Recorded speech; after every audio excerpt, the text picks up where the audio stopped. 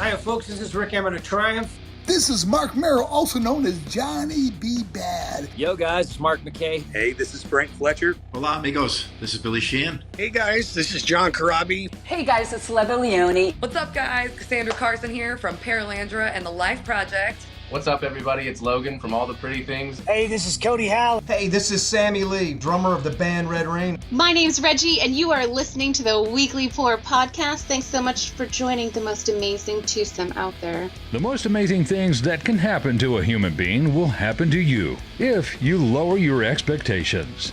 Welcome to the Weekly Pour podcast. Here are your hosts, TbT and Ace. What's up, everybody? Welcome to the Weekly Pour podcast. My name is TbT. That guy way over there is Ace. And we tonight have a special guest that I've got to definitely do a proper introduction for. Let me read this because I copied it from somebody else and it sounded good. So here we are. Bridges Ablaze, a testament to the transformative power of music, emerged from a serendipitous encounter between two disparate yet incredibly talented artists. Yes, Ace, I use a very large word. Their journey from chance meeting to a dynamic partnership is nothing short of awe-inspiring. Bred by an all-in passion and a mutual disdain for the status quo, Austin, Texas's Bridges Ablaze is the predestined voice for a generation that refuses to be put into a box. The duo, comprised of Brien Allen and Ruben Zamora, doesn't bend their identity to any one idea. Rather, they draw from specific influences ranging from death metal to jazz and beyond to craft their own sound. We, here at the Weekly Pour podcast, are very excited to welcome to the show, from Bridges Ablaze, Brien Allen. All right, Brien, welcome.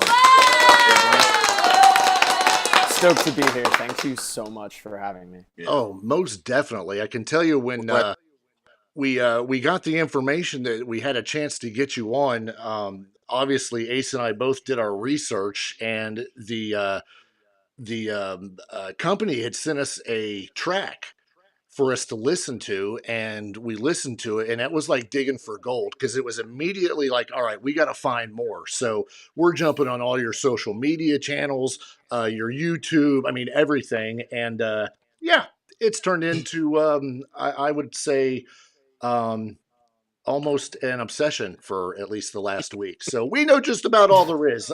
You could just sit there and we'll tell your story. That is so wild. Blows my mind. First off, Bridges Ablaze. I know that that for me, and I'm sure for Ace too, that's a very unique name. So where did the name Bridges Ablaze come from? Well, so me and Ruben originally met in 2014, right? So we'd been friends all that time, but in 2019, we were hanging out. A couple of our projects were kind of falling apart, going to the wayside. We were frustrated, just about the whole process of, putting like a year or two into a band, and then it's just, that's it. And you like lose a year almost, unless you really, really capitalize on learning from your mistakes. And so that was kind of what we were talking about is, like, to hell with the past, to hell with this, let's do it right. And so I guess Bridges Ablaze is sort of a metaphor for the lesson, right? Because it's like, when you ignite that bridge in the past, it can light up the whole area, and light your way into the future, I guess. And so that's kind of what it was really about, is forming a new project based on a totally different approach to music. Right. And it's like forgetting the past and burning a bridge, in a sense, I kind of like it. I like the metaphor. I like the way it sounds. Thank you. Instead of a blaze, using a blaze instead of just saying I burned a bridge. I like that.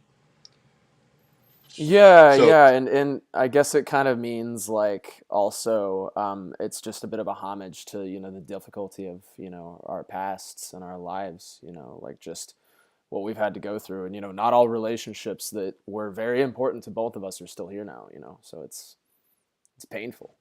Yeah, and that's actually important for your music as well, which I'm sure we'll get into as we start talking about the released tracks that you have.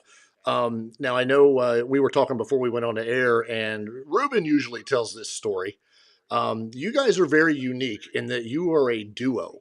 It's Bridges Ablaze, and it's you and Ruben. How did this happen?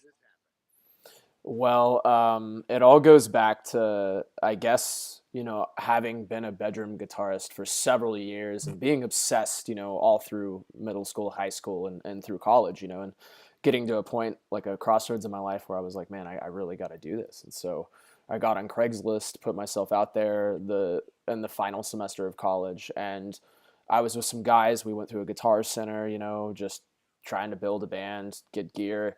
And that's actually when I very serendipitously ran into Ruben. Because I remember trying out some guitars, and I hear this miraculous shred, like on the other side of the aisle, kind of caddy corner. And I was like, what is that? And so I just listened, and I was like, man, I got to try to beat that. And I was like, man, I don't know if I can. He's so good. And so I gave it my best. And then, I guess he heard, because I kind of turned it up. And yeah, I was like, he's going to hear this. It was funny. And then, yeah, a shred off kind of ensued out of nowhere. And we just kind of went at it for maybe 5-10 minutes. And then eventually I was like, man, turned off the amp, looked around the corner, and was like, who's doing that? And Ruben was just like, yo, me. Raised his hand, and that was it. Got his number, and next thing I knew, I heard from him like 2 weeks later, and he was in Austin. He moved here from El Paso. So. Oh, wow. Yeah. So I've never been to a guitar center. We don't have something like that around here. But any music store I've been to, as soon as you plug something in to try it, they're pretty much running you out. Like, they have the amps only if you play Stairway to Heaven. Well, anything. I was playing the one song I learned, the 3 chords I learned, and they're always like, oh, there's someone in the back doing lessons, you got to go, or oh, it's closing time, you got to go. So you were able just to do whatever the hell you wanted. I'm pretty impressed with that. Yeah, Guitar Center's that way. They let you demo the equipment. That's kind of one of their things. So you go in and it's a cacophony, pretty much 70% of the time. It's probably because I'm terrible on the guitar. It's probably what it is. I wasn't going to say it. So 2 weeks later, you hear from Ruben. And then you guys decide just to get together as a duo, or did you try to put a full band together? Something like that? Oh, yeah. So I was like, he came over with a buddy, and they started just playing a bunch of songs for me and my buddies, right? And it was kind of evident, you could just kind of feel the vibe that, they were so well rehearsed and stuff. I was like, okay, they put work into this. They're probably a package, And so, yeah, I was like, hey, I'm assuming y'all are already in a band. You're a package. And he was like, yeah. And he didn't really seem interested in working with me. He respected me, but, he didn't know me at all. I was just some dude. And, he was just focused on his band Unwritten at the time. I think it was originally Annihilate the Nation. They were like opening for All That Remains in El Paso. So they were doing some really cool stuff. Sure. And, yeah, and I don't blame him at all, just for focusing on that. And, I just kind of went on my own way. But we definitely stayed in contact, over the years. We would jam out all the time, like 2015, 2016. And then he moved to El Paso and came back in 2017. And we jammed out a lot more then. So at what point after doing this did you guys decide, you know what, we could do something together and then start writing the music and writing songs and all that? Well, we kind of started in 2016 for a brief moment, maybe like a month or two. We were jamming with a drummer that we knew, and we kind of wrote a few riffs together. And then Ruben ended up moving to El Paso, I think at that point, to focus on, some other opportunity. And then he ended up coming back to Austin, I think, a year later. So it really is serendipitous that you meet, you keep in touch, over time you reconnect, and you put this duo together. So these songs you've recorded, now we only have a small sample, right? We've got, how many do we have singles that are released? 5, 6 singles? Yeah, 5 originals and 1 cover, yeah. Yep. So the production is really good. The instrumentation is really good. So you brought other people in to play, or are you guys playing everything, or just guitars? We pretty much played everything other than the drums. I mean, we basically kind of have a bit of a process for that. Me and Ruben will kind of write the bass idea, and then our producer will kind of get it up to speed, and then we'll actually have a drummer finalize the composition, and then it's like a programmed basically drum thing. But otherwise, we do everything. Have you used the same producer on all of your singles so far? All but one, yeah. Okay, all except for your first release. Yeah. Okay, all right. Damn, that's a good job because he is freaking good. Because these songs are top notch, and we'll start jumping into those here soon. But so, if you guys are playing everything, where did that come from? I mean, like, did you take lessons? Are you a self-taught performer? Oh wow. I guess I was in like band, and I took music classes through school up until high school, and I was like, doing French horn and piano and stuff. But I loved music, but I just kind of felt weird playing those instruments. They didn't really feel like me. And then I saw guitar and was like, oh man, that's it. So I just went in, quit everything, focused completely on that.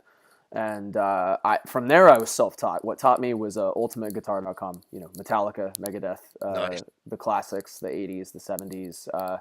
And then, I discovered it in Sevenfold, Trivium, Killswitch, and I was just like lost among, piles of printed out tabs for years.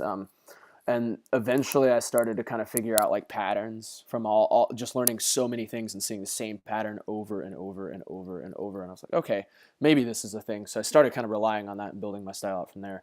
And it wasn't honestly until like 2017, I met this god on the guitar, orders of magnitude better than me, just unbelievable. And I was like, how do you do it? He's like, well, I listen to everything, pop, jazz, whatever. And so I was like, you know what?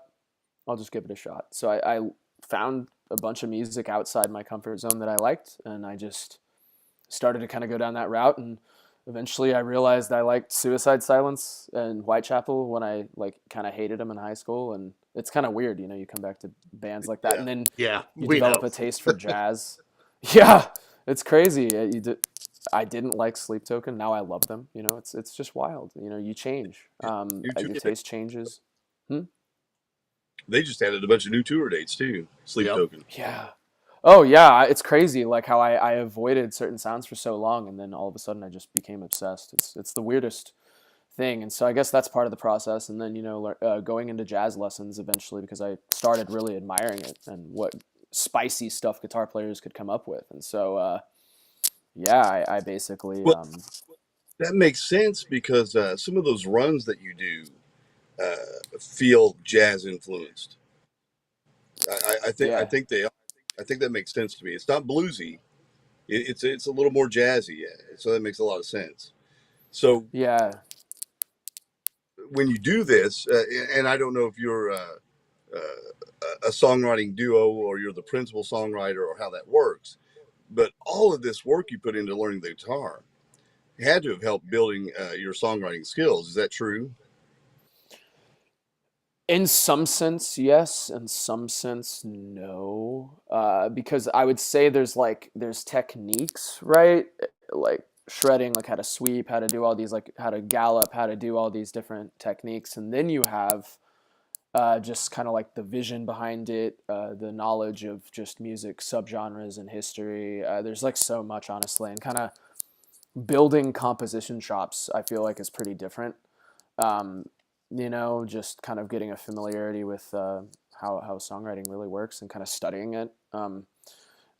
But at a certain point, you get to a point where you can write at least a basic song format, and then, skills kind of come into play at some point, especially with rock. And I feel like at a certain point, it has kind of really shaped our songwriting because it allows us to kind of command flavors and not just get stuck in the trap of like what we know. It's more like we have options and we can channel it, based on, I'm feeling purple today versus like yellow or blue.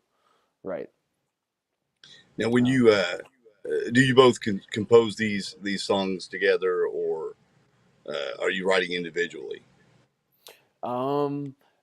It's both. Sometimes it'll be just me. Sometimes it'll be just him. Sometimes it'll be like, hey, I wrote this riff. What do you got, Ruben, or vice versa? And then we take all of our demos to our producer, and sometimes he'll be like, hey, this is fine. Let's maybe do this here, and that's it. Or sometimes he'll just delete half the song. He'll be like, we could do better than this, and he'll really push us. So, and then do you do a lot of that like we're doing now? We're over, a Zoom type program. Are you doing that with Ruben as well? Sometimes. I mean, he lives like maybe 45 minutes away from me, so it's not too bad. But I definitely would say with like more remote people across the country, we definitely do like a lot more Zoom meetings, and I feel like it would be. Yeah. Well, not to mention that, but also, you've talked about 2014 moving into 17. You were coming right up on the pandemic. So I am sure that had a major influence on some of the ways you guys, started to, mature as a band. So how did that pandemic affect you guys? Oh, wow. I mean, I feel like honestly, the pandemic kind of defines the origins of our band. And I feel like it wouldn't have happened this way if not for the pandemic. It's kind of crazy because it forced us into isolation and basically total reliance on the internet. And so we ended up getting into this mentorship online with some, label executives, like pretty high, very high tier, the highest tier possible. And we ended up like applying for the highest tier. We had to go through some interviews, and they heard our music and stuff, and they ended up letting us in, and we started having like weekly video calls, things like that. And they kind of started just counseling us, kind of having classes, teaching us things, having guest speakers on, and we just started learning, and then I started applying what I learned, and I started really trying really hard on a couple serious projects, and they both failed, and I learned so much from it. And I stuck it out in that mentorship, for a really long time. And at a certain point, I think we learned enough, through the mentorship, the bands, everything, everybody that was there, just to really give it our own shot. And I feel like we wouldn't have had that sort of access or inspiration without the pandemic. And honestly, there's something to say about like, hey, it's a pandemic. You don't know if you're going to die. We don't know how bad this is going to get. There was that, at least for me, there was like a looming mortal threat, kind of that cloud over your shoulder. And sure. And so I was like, man, I'm like 28. I'm still I'm nothing. Like, what have I done? And there's people like 18 that are like killing it. And I'm like 10 years behind, just feeling like a total failure. And then the pandemic comes, and then it's like, okay, well, now you're going to just die a waste. So it's the burden I put on myself is nuts, right? But that's how I was feeling, and so I pushed really, really hard, to just do things that I thought were unobtainable, and just put myself there, just see what happened if I just showed up, and right. Yeah. Well, there were some of us in our 40s that going through the pandemic, and we were like, well, the 80s were fun, so we were ready. I want to jump in straight into the very first song that you guys decided to release. This was not an original. You guys decided to do a remake of The Kill from 30 Seconds to Mars. That was released in, it was January of 22. You guys took that, which is already an amazing song. You added your flavor to it, and dare I say, it's quite possibly better than the original. Wow, that means a lot. What made you guys choose To Kill?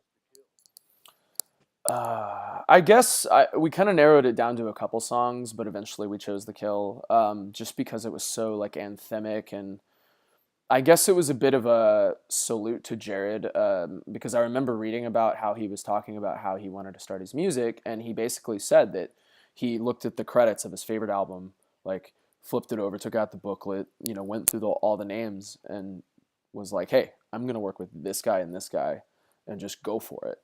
And so I was like, that's a pretty awesome approach that like resonates with me. So let's try something that we've never done before, because we always thought small, made small moves, stayed in what we thought was possible, and dare we try for what's impossible, Absolutely. And so, yeah. So yes, play wasn't working out. Yeah. Yeah. So have you ever gotten any? Has there been any feedback from Jared on this? Do you know if he's heard it or not? I don't think so. Okay, it would be really cool if he. We'll have to work on that. Yeah, I know, right? Jared, if you ever see this, yeah, I mean that's what social media is for. You know, he's all over TikTok, which we know you guys are too. So we'll have to see if he can see that. So that was the first one, and all the comments that I've read, you know, from looking at the video on YouTube that you guys have posted and all of the social media, you guys started to get a pretty good following, you know, after that, because people are like, holy crap, you know, this band has done a great job with this song.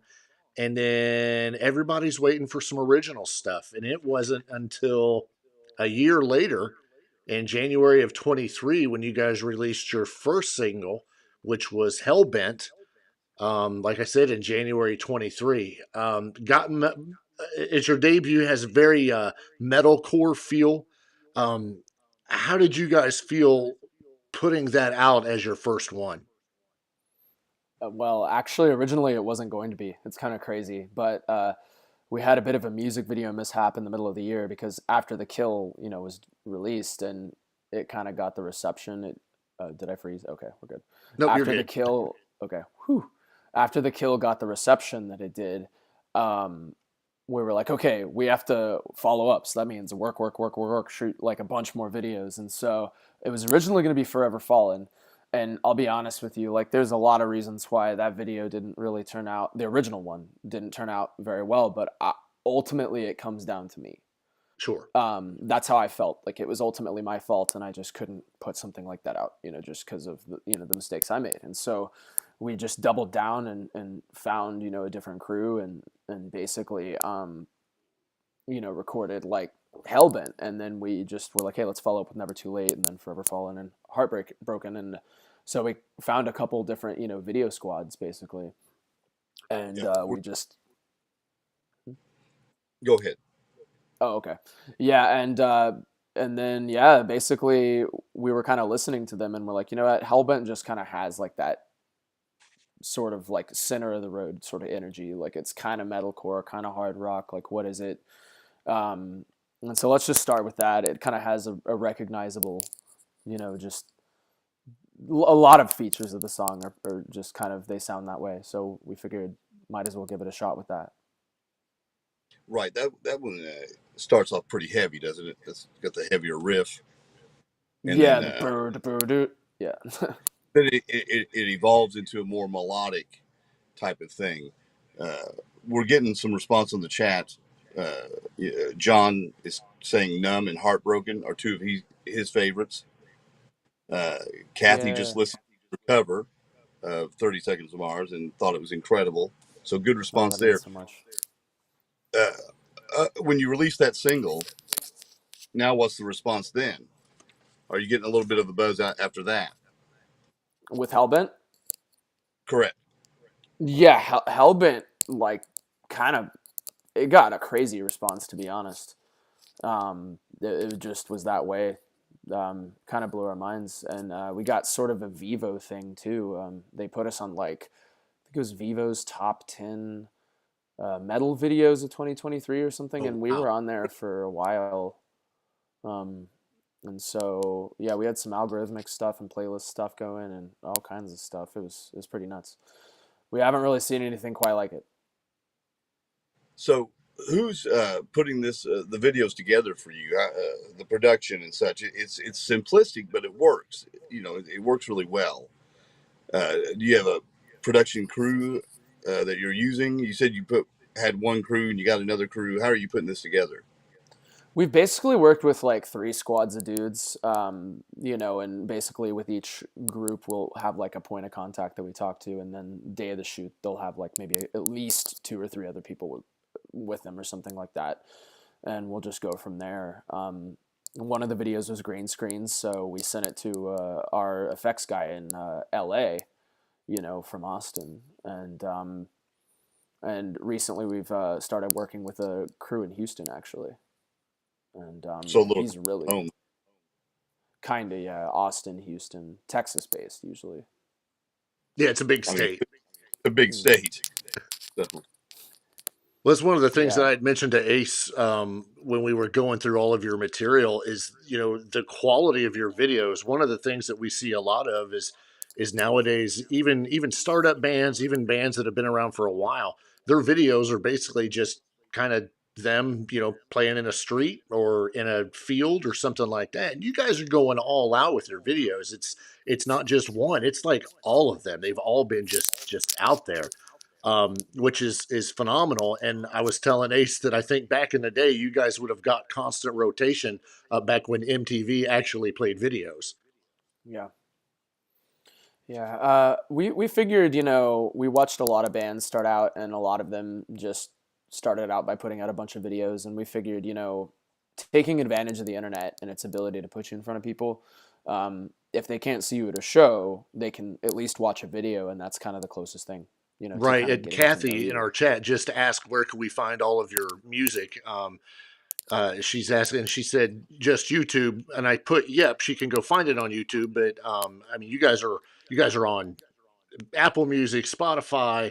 I mean, you guys are everywhere. And actually, if you go to the description of this video, if you're watching it on YouTube right now, or if you're listening later on after the live broadcast, we've got all of the social medias for Bridges Ablaze on there. So their homepage, their Facebook, their Instagram, their Spotify, their YouTube. So you can go to all of those, check them out, interact with them, like them, comment on them, all the stuff like we ask you to do for us. Keep up with them.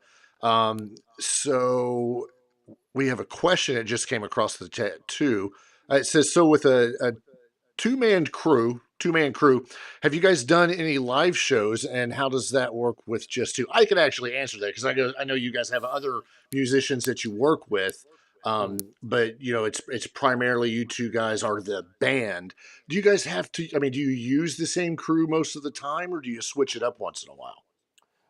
We have a couple crews, and we like to switch it up too, just to just get a feel for different people. But at this point, we have quite a few people in Austin. Multiple bassists, several drummers, even a few guitar players. Some of them, in LA, Canada, a few in Austin, some in Texas. Other states, or sorry, other cities. Might as well be other states because it's Texas. You're right. Well, yeah. Austin's kind of become a quasi Nashville, hasn't it? Kind of a musician center, if I'm thinking correctly. Yeah, absolutely. With things like ACL and South by alone, and all many other things too. So is there a pretty good scene there? Is there, I don't know if you're playing any of the clubs or what you're doing, but do they have a pretty lively scene in Austin?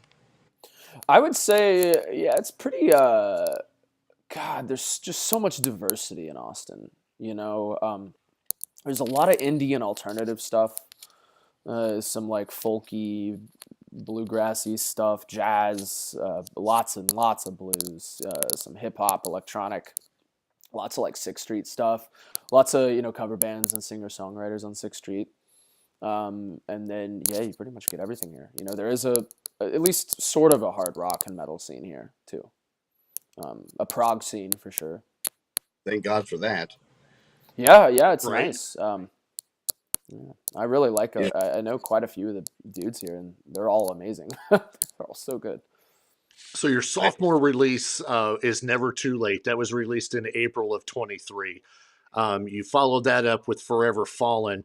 Probably the obviously with what we've got released so far, most definitely a deep personal ballad for you. That was released in July of 23. Phenomenal song. The lyrics, which you can see when you're on any of your socials, looking at those, very deep, and you can tell that song has a lot of meaning for the band itself, for you guys, but obviously, more importantly, yourself. We know the story because of doing our research and everything, and I know you may not want to get too much into it, but I know a lot of it's got to do with your father and stuff like that. So it's really good to see how you guys, and you mentioned this earlier on, how your personal things, the stuff that actually happens in life, that's what you guys are getting motivated by to write these songs and put these lyrics down. Was it a difficult song for you to put together? It was the second one that I ever wrote for this project, after The Kill. So I guess it was the first original, and I was like, oh yeah, I'm kind of feeling sort of like a rock ballad. I don't know, like sort of middle of the road, maybe a bit softer. And yeah, it just kind of happened, I after a few recording sessions and really kind of dialing the instruments, and then like, how am I even going to write vocals? Like, how is this going to go down? Because, The Kill was already kind of pre-written. Yeah. But it was really kind of making the guitar spicy. But the vocals, that's done for you. But with this, it was like, well, what do we do? And so I was like, I'll just play guitar and then try to come up with like syllables and then break it down. Like, I got all technical with it. But I put in the hours, I guess, and eventually it just turned out all emo. I don't think I think I just kind of went in with a deep, sort of sad mindset, and then all this stuff came out about, I guess, everything that I had just been dealing with up to that point, and a lot of it had to do with my father and the fallout of his death, over the course of, I want to say at least 5 years, leading up to that point. And just the way it affected me, and it being one of the hardest things in my life to survive, and just like the impact it had on my ability to trust people and my relationships and the kinds of people I would even attract because of the nature of his death. Sure. And so it led to a lot of dysfunction. I was kind of spiraling, for a while. Well, and it was scary. Yeah, but and look at you today. Here you are, and that song, phenomenal song. Gosh, I'm going to end up saying that about every single one of them. But it was good to be able to see that you were able to put so much emotion into it. That's obviously, it's one of my favorites, and such a good piece. Was that cathartic for you to write that and get all of that out? That had to feel good. Yeah, because I think it was the first time I'd ever really just tried my hand at anything like this. Because I always was like playing small, thinking small, doubting, just not believing, and like, I couldn't possibly write a song. Like, I'm just a lead guitar player. And so when I got it back, I was just like, wow, this is me. And I was like, what the hell? It was just the weirdest thing. It was so weird, but it felt really, really good. And then, putting it out there and people in the response, them feeling it, resonating, saying it's helping them. It's kind of changed my life, to be honest. It's added a totally new dimension to my own suffering, because I, for so long, felt like I was in a bit of a nihilistic headspace, and I felt like there was no point to the pain. It was like life is just suffering and you die. And, at a certain point, however true or untrue that may be, that sort of mindset just is very difficult on the person who has it. Sure. And, at this point, I feel like, through this music and through the impact it's had on others and the impact they've had on me, the two-way relationship, it's kind of started, I guess, saving me, I guess. Well, I don't think it was just you either. I mean, you look at the comments and everything it's been left by your fans, specifically YouTube, under that video, and just the response that comes out, and people saying how much it touched them and how much they could relate to the lyrics and all that. I mean, for an artist such as yourself, that's got to feel great. Maybe not on purpose, but just the fact that your stuff was able to touch so many people. Yeah, it's kind of a wild thing, and I feel like at this point, for so long I was just like, why me? Why does life have to be this hard? And why do I keep repeating these mistakes? And just how do I even become free from it? And, yeah. And now it's kind of been reframed, to life gives me lemons. I'm gonna make more lemonade, man. Like, hell yeah, absolutely. Like, I'm not gonna get screwed this hard. I'm gonna do something about it. I'm gonna make more music. Yeah. So every time I get hit, I'm just like, here's another song. Let's go. I think, and I'm just presuming, but I think the more you play that song and the more you sing that song, it's going to even change what it means eventually over time to you. And it won't be bad. It'll be a good thing. It'll help you for a very long time to heal. Yeah, You know, no, that's actually very, very accurate. I noticed that with my stuff, you know, because like the older songs, I feel like with new experiences, the meaning is always enhanced, recolored, you know, and then you listen to a song and it's like, wow, it's like my past self was there for my future self. It's the weirdest thing. Right, it really is. It'll impact your songwriting down the road as well. And I know TBT's got a whole set of notes on the singles. I don't know if you want to move on to another one, or did you have another one? Sure, why not? You followed that up with your fourth single that you released, Heartbroken Angel. That was released in October of 23. The number one question I have, and I told Ace to look at the video because when I was watching that, your bass player looks like Robbie Crane. Robbie Crane. I don't know if you know who Robbie Crane is, but I think he's playing. He's actually filling in right now with Warrant, but he's an old 80s. I want to say old, but he's okay. Yeah, he's an old 80s bass player. You know, he's made his rounds in different bands, and the dude looks like Robbie Crane. And I was like, there's no way that's Robbie Crane. Obviously, by your response, it's not Robbie Crane. Yeah, I'm like, huh? Yeah. But that's another good song. I loved it. Good grief. They're all of them. And then finally, track number 5, which was released about 2 weeks ago. My number one for sure. The dark, heavy, just crunch of all of this. That song is Numb. Holy crap. I think you guys have opened up a brand new chapter. I don't know if you opened up a whole new book or what it was, but Numb just comes across and it's just from the beginning kicking your ass. That song right now is just playing in my head over and over and over because I just can't get past that just that crunch. Right. And it's just so good. And that too also has a really cool video with it. Yeah. Thank you. Yeah, Wade and Holly did such a good job. I wasn't worried about Robbie Crane being in that one because I could totally tell it wasn't him. Now, when Ace and I were talking again right before you joined us tonight, the guitars you're playing, we want to get into your rundown, your rig and everything, but that daggone guitar is like you got an 8-string going, you got a 7-string going, you got a 72-string freaking bass. You guys are playing some stuff. Is he playing solos on a 12-string? You know, I didn't sit and count, but it looked like there were a million strings on that thing. Yeah. I guess it's because I was in this prog band kind of before and kind of in parallel to the beginning of Bridges, Ultramind in Austin, Texas, and I was like all over the first album. They just started putting out new singles. We're still homies, honestly, so it's really cool. I support them, but they were like, get 7 strings, get 8 strings, and I was like, but 6, and then after years of pain and growth, I realized that it is indeed, more is more, and we realized, now that we have some familiarity with these sort of extended range guitars, why not use them to, like, if we feel it needs that extra kick, why not? Yeah, definitely. I'd say go for it on all of them, without a doubt.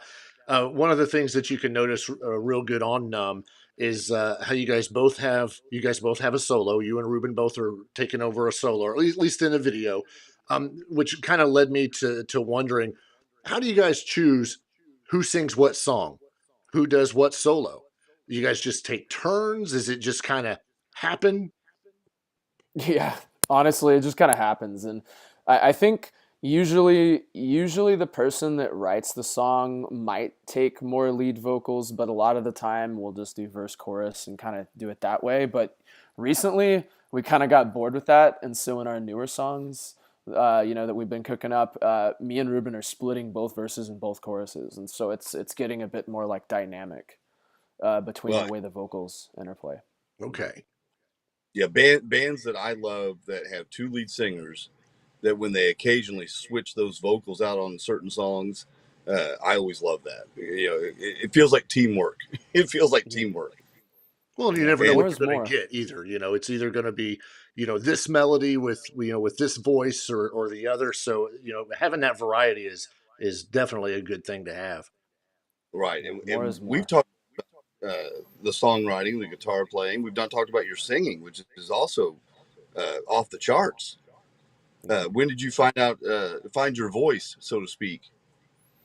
It's been in increments, I remember singing a lot when I was like 8.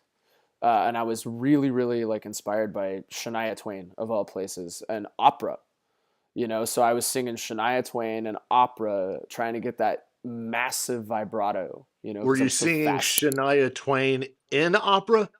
I didn't get that creative, but that's a good idea.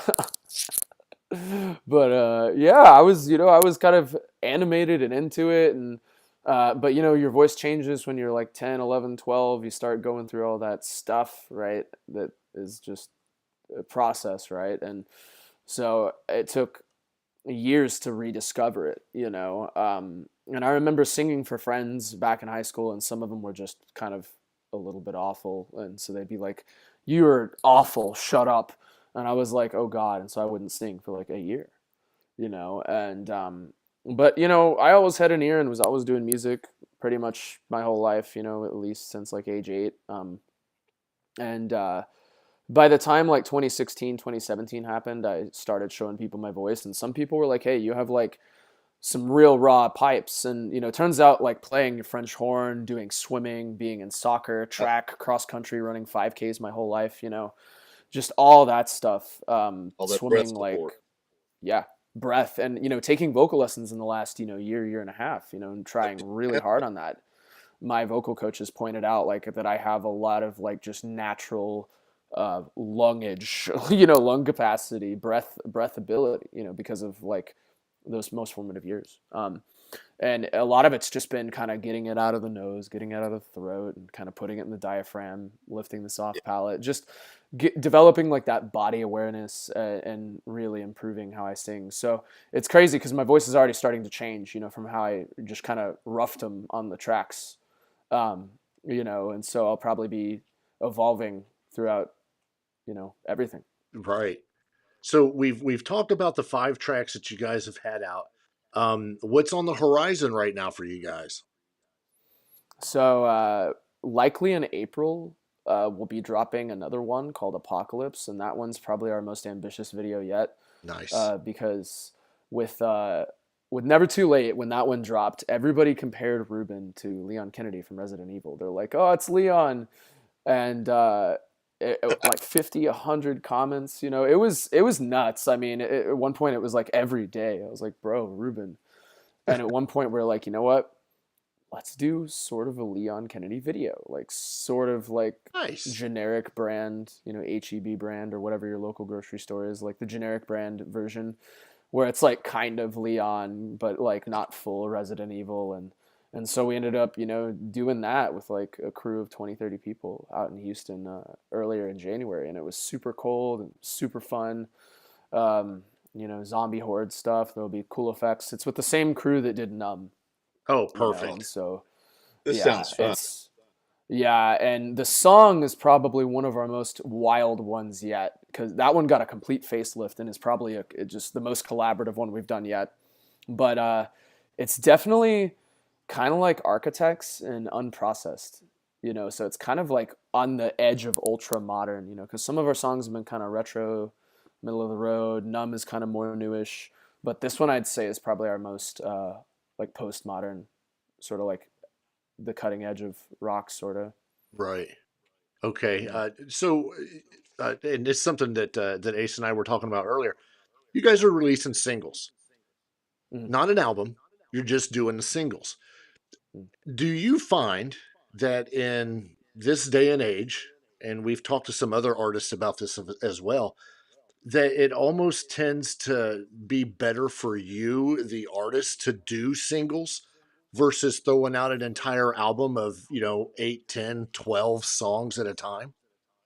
I would say, especially now, just the way with how I think it kind of comes down to the internet, right? Because pre-internet, there would be like the cost of pressing a vinyl, and post-internet, that cost is just gone. You know, that's not Sure. there. The cost to submit on DistroKid to Spotify is zero.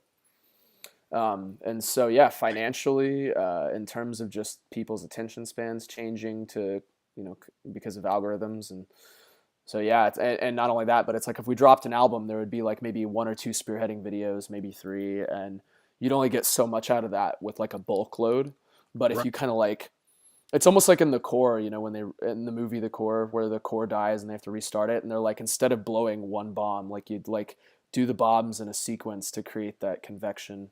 And so that's kind of what we're doing, you know, getting all nerdy about it. But it works. Yeah.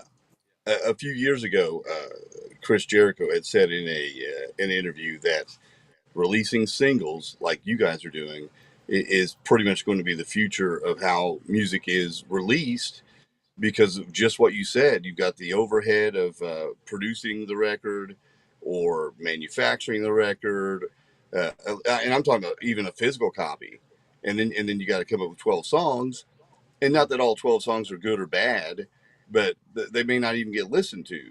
But you put out a single, and it goes right to streaming wherever you want it to go, and you're going to get an instant response, and you're going to let it ruminate for a while. There's your word. And then in a few weeks, hey, we got another one, and we got a video.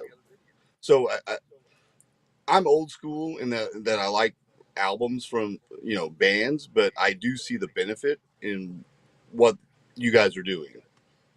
Oh, for sure. And, you know, I'm the same way. Like, I have a whole wall of albums. It's kind of obsessive. So at some point, what we'll do is once we're kind of done, we'll kind of designate a stopping point in the, you know, the stream of singles. And then we'll, you know, take all the ISRC codes and just lump it into one album. So, and eventually we'll just press the album, you know, and bring it to shows, and then that'll be it. Is that how you would distribute that? You think just take it to shows, or will you know, find a way to ship it to record stores? Kathy is in our chat, and she is the owner of Music and More Records, and she's always bringing up the fact that, you know, physical copies of music are still popular, still relevant. You know, at some point, would you put out physical copies that stores could get? Do you think, absolutely. or do you see that in the future? Mm-hmm. Oh, 100%. I'm always a big fan of just going to a record store and just getting like 5, 6 CDs and just supporting the artists I love and enjoying the experience from the record store to the house, and the experience of putting it on the whatever kind of player I have, you know. And yeah, but it gets harder. You know, every day. I got a CD the other day from a friend of mine, and wanted to listen to it. Went out to my wife's car, which is a brand new car, no CD player. Right. No player. So, you know, and that's fine. It's whatever. I've got plenty of old cars with CD players. But I'm more concerned about the fact that you thought a new car would have a CD player. Some of them do. Some of them do. Okay. Not this one. Brien, I want to let you know, one of the people in the chat, this is John. He said, when I first heard them talking about Bridges Ablaze, when I first heard them, I thought it was one vocalist. Then I watched their vids, and I was blown away at how they complement each other, and I was hooked at that point. So, oh wow, that was an awesome thing from you, John. Thank you for throwing that out there. Thank you. You talk about, you know, the CDs and the records. That's one of the things that some people like to go and they buy, you know, at a show, at a concert. You know, they hear you, and then all of a sudden it's like, oh man, I'm going to go, you know, to their merch booth, and I'm going to grab that because, you know, what if they catch you at the end of the show? It's hard to get a digital copy signed, so, you know, they may want to get that CD or that record signed. And speaking of touring, what do you guys have like in your mind for the future as far as touring goes? Oh yeah, we're here for it. You know, we'll probably be hitting the road at some point this year or next.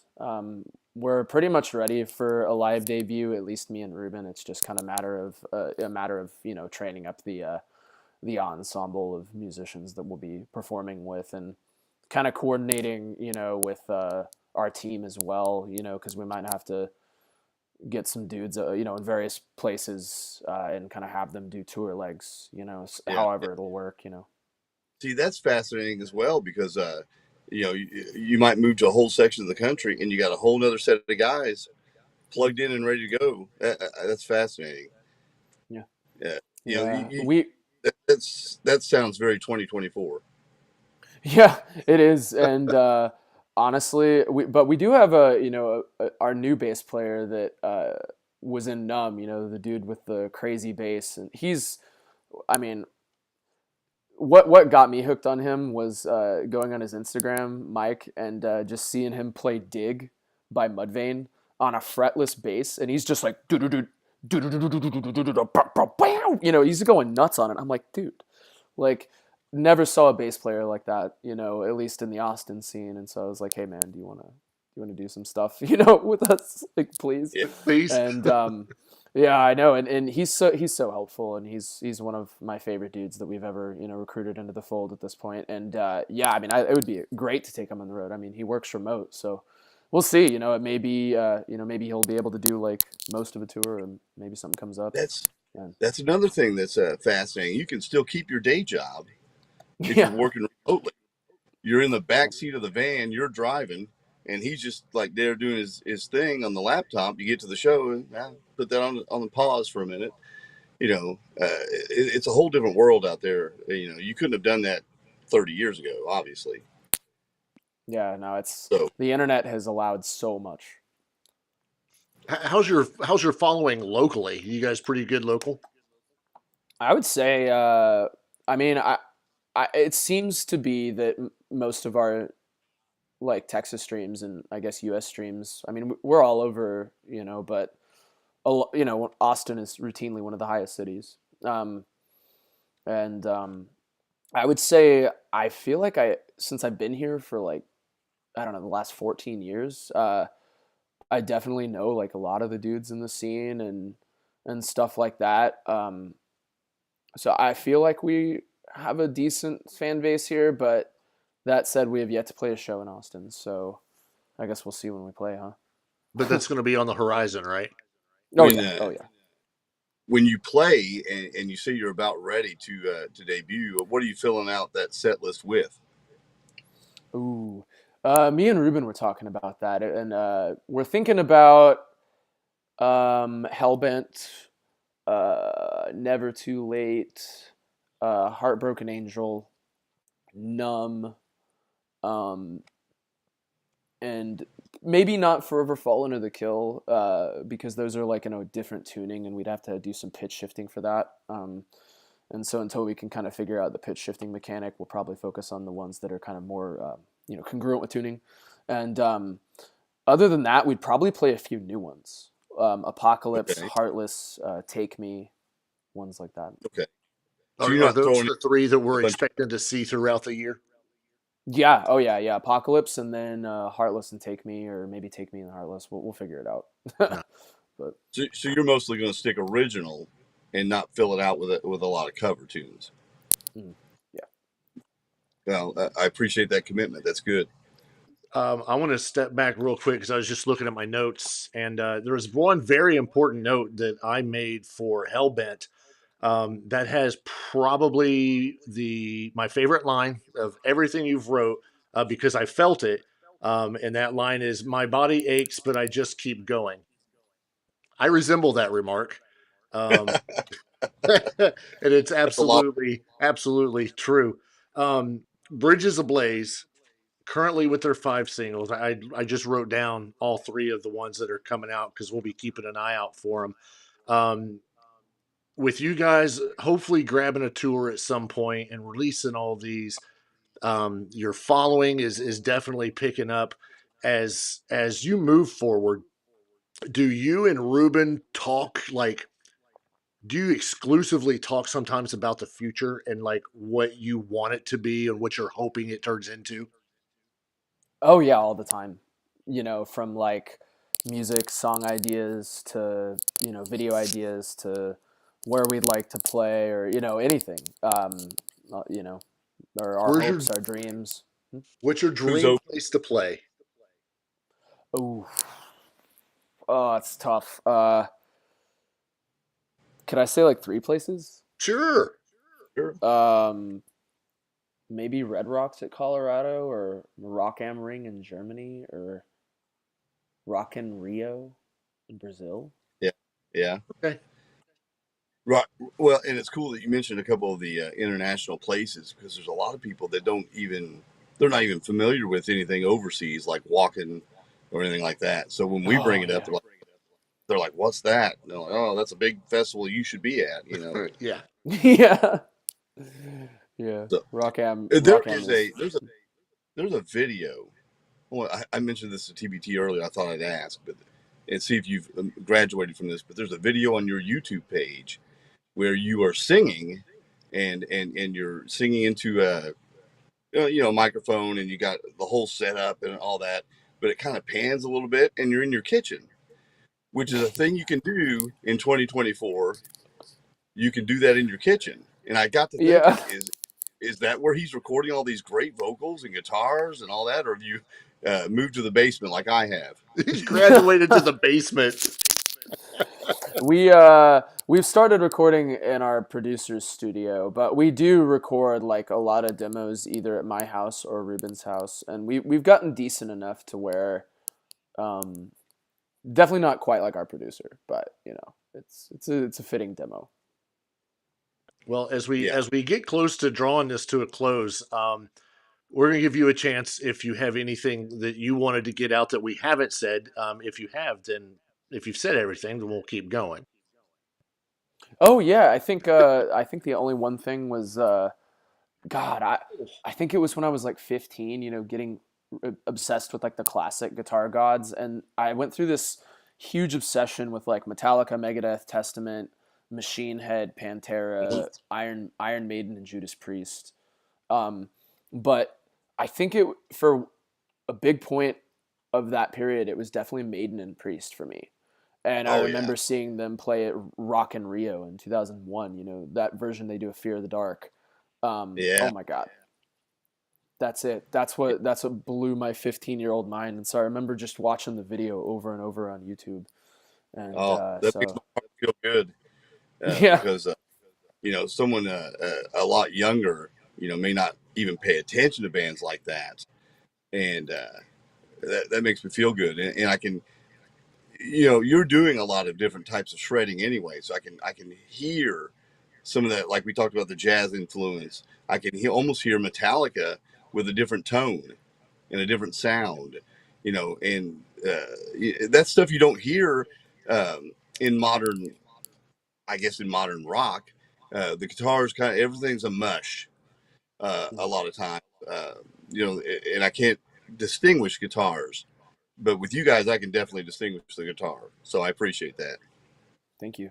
You've talked about some of your influences, and there's one I don't think you mentioned this evening, but I can hear it, and I hope it doesn't offend you, but I can definitely hear some Sinister Gates coming out of some of the stuff you're doing, and it's absolutely phenomenal. Thank you. That's an honor, because I think Sinister actually was the guy. Like, excuse me. I think Sinister was the reason I started getting into Avenged, and then that was the reason I started getting into Screamo.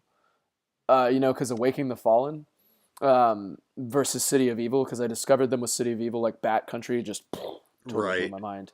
So I became obsessed, and I was like, oh, this is like the best playing I've ever heard, so I want to learn Bat Country. And so the fact that you even brought that up means that's a lot, because that was a big crossroads for me in my musical development. Awesome. Well, you're doing a great job. You and Ruben both. Our kudos to you guys. This is Brien Allen. The name of the band is Bridges Ablaze. We want to thank you, Brien, for joining us tonight. We wish you nothing but success. We hope we're going to continue to follow you guys and hope that you just keep climbing higher and higher. I want to thank everybody that jumped into the chat tonight, everybody that was watching live. If you're listening to this on the replay, wherever you get your podcasts, be sure to leave a comment, say hello. If you guys have questions or whatever, go to the description of this episode and click on all of the links that we've put out there for Bridges Ablaze. All their social media is on there. I've got to thank our sponsors, of course, Music and More Records. Thank you, Kathy, who's also in the chat. Thank you to Bad Company Barbecue. Jason, hope you're doing well. We'll be back, I think, next week. And who knows? We may have somebody, we may not. But again, Brien, thank you so much.